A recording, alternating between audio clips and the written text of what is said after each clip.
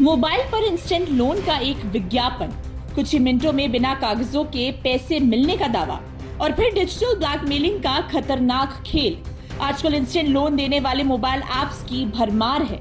जरूरत पड़ने पर लोग बिना ज्यादा सोचे समझे इन्हें डाउनलोड कर लेते हैं, लेकिन कई बार यही जल्दबाजी लाखों रुपए का नुकसान और मानसिक प्रताड़ना की वजह बन जाती है। ऐसे ही एक मामला मस्त मनी नाम के एक मोबाइल ऐप से जुड़ा सामने आया है, जिसने लाखों लोगों को ऐसे जाल में फंसाया कि देखते ही देखते करोड़ों रुपए की ठगी का नेटवर्क खड़ा हो गया। अब नागपुर साइबर पुलिस ने इस पूरे रैकेट का खुलासा करते हुए भोपाल से एक सॉफ्टवेयर इंजीनियर को गिरफ्तार किया है। तो आखिर कैसे चलता था ये पूरा हाईटेक फ्रॉड, आइए उस पर भी एक नजर डाल लेते हैं। नागपुर साइबर सेल ने मस्त मनी नामक फर्जी इंस्टेंट लोन ऐप के जरिए देश भर में करीब 5 लाख लोगों से 200 करोड़ से अधिक की ठगी करने वाले एक बड़े अंतर्राज्यीय रैकेट का पर्दाफाश किया है। इस मामले में पुलिस ने मध्य प्रदेश के भोपाल के रहने वाले कामिल सिद्दीकी को गिरफ्तार किया है। पुलिस के अनुसार वो पेशे से सॉफ्टवेयर इंजीनियर है और शुरुआती जांच में सामने आया है कि उसी ने ऐप तैयार किया था। जांच में सामने आया है कि ऐप इंस्टॉल करते ही पीड़ितों का मोबाइल का डेटा, कॉन्टैक्ट लिस्ट और अन्य जरूरी जानकारी गैंग के पास चली जाती थी। इसके बाद लोगों को लोन तो दिया जाता था, लेकिन उसके बदले 15,000 रुपए की लोन पर 25 से 50,000 रुपए तक की वसूली की जाती थी।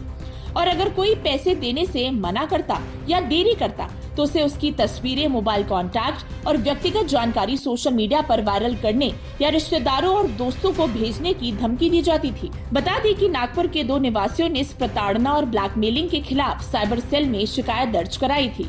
इन्हीं शिकायतों के आधार पर साइबर पुलिस ने जांच शुरू की।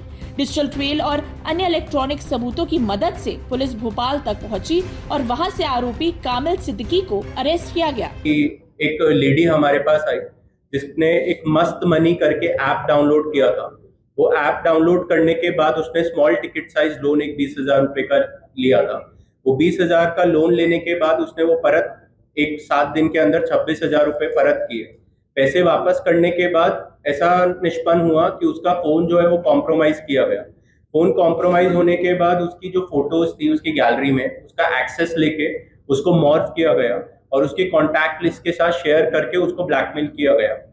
टेक्निकल एनालिसिस में ऐसा निष्पन्न हुआ कि ये ऐप के थ्रू एक एपीके फाइल डाउनलोड हो रहा है, फोन कॉम्प्रोमाइज हो रहा है और उससे आपकी प्राइवेट और पर्सनल इंफॉर्मेशन जो है, जो कि आपका बैंक अकाउंट डिटेल्स, आपके कॉन्टैक्ट लिस्ट, आपकी फोटो गैलरी, आपके मेल अकाउंट्स, आपके जीमेल मैसेजेस, सब कुछ कॉम्प्रोमाइज हो जा रहा है। हमारे को एक लीड मिला।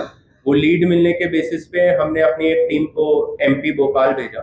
वहां जाने के बाद जो मुख्य आरोपी था जिसने ये ऐप बनाया था उसको हमने अटक किया। उसके पास से कुछ मोबाइल फोन्स, लैपटॉप्स वगैरह सीज किए गए। पुलिस अब इस नेटवर्क से जुड़े अन्य लोगों की तलाश में जुटी है। वहीं इस मामले ने एक बार फिर साफ कर दिया है कि इंस्टेंट लोन के लालच में किसी भी अनजान ऐप को डाउनलोड करना भारी पड़ सकता है।